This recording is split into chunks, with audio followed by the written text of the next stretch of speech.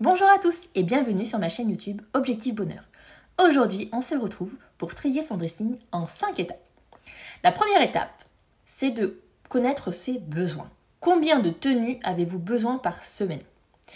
Donc, en tenues qu'on peut avoir besoin, il y a les tenues de sport.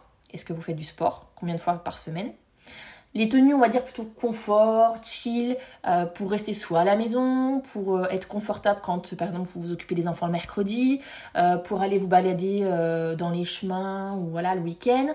Voilà, donc ça, c'est aussi une tenue qu'on peut prendre en considération. Ensuite, il va y avoir la tenue de travail. Combien de tenues vous avez besoin pour aller au travail sur une semaine? Et puis on aura tenue de soirée du coup. Alors j'imagine que vous n'êtes pas toujours invité à des soirées, mais en tout cas voilà, avoir une robe ou une tenue pour une occasion, ça sert toujours. Et donc une fois que vous avez identifié le nombre de vêtements pour quelle occasion, ça va vous donner le nombre de tenues dont vous avez besoin. Donc à titre d'exemple, moi j'ai déterminé que j'avais besoin de 2 tenues de sport, parce que je fais du sport 2 fois par semaine en général, moins, mais rarement plus.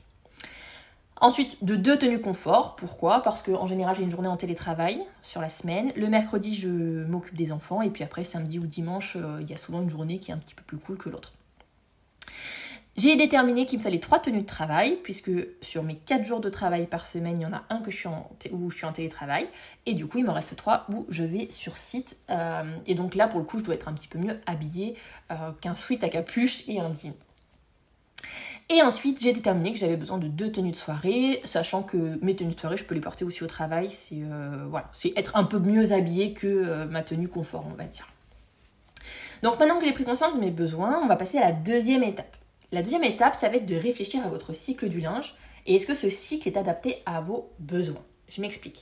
Si par exemple vous avez besoin de 3 tenues de travail dans la semaine, bon bah déjà il faut s'assurer que toutes les semaines, au moins une fois par semaine, vous faites une machine parce que sinon vous n'allez pas pouvoir avoir vos 3 tenues pour la semaine suivante. D'accord? Concrètement, si vous lavez votre linge 2 fois par semaine, vous pouvez peut-être diviser par 2 ce nombre de tenues. Vous voyez? Donc c'est vraiment se dire, ok, combien de fois par semaine je vais gérer le linge pour que je puisse avoir au moins du linge sur une semaine ou sinon laver 2 fois par semaine pour avoir un peu moins de linge. Donc moi concrètement, je fais en sorte d'avoir une rotation sur une semaine, que ce soit pour mes enfants ou pour moi, parce que ça permet quand même de faciliter l'entretien du linge. Et donc en gros, souvent je fais une machine de linge le mardi soir, que j'étends le mercredi, et je fais une machine de linge le vendredi, que j'étends le samedi, et des fois si j'ai besoin, je fais 2 ou 3 machines par semaine, mais voilà, rarement plus.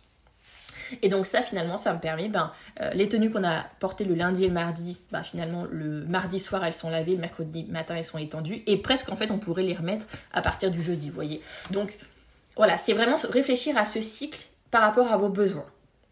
Une fois que vous avez fait ça, la troisième étape c'est vraiment passer à l'action et de trier son dressing.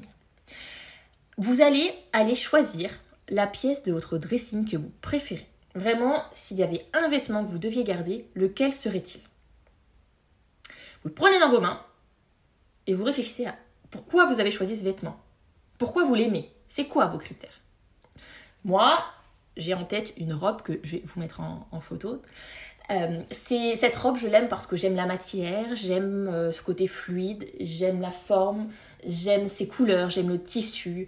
Elle me fait me sentir belle, j'ai confiance en moi quand je la porte. Et donc pour toutes ces raisons, j'adore cette pièce et je pourrais n'avoir qu'elle si je devais choisir. Et demain, si ma maison prenait feu, je partirais qu'avec elle. Et donc, maintenant que j'ai ressenti, on va dire, cette sensation-là en touchant ma robe, en la regardant et en définissant pourquoi je l'aimais, je vais appliquer ça à mon dressing. Donc, je vais regarder mon dressing et ça va être la 4e étape. Et les questions que je vais me poser, c'est quel vêtement j'aime porter?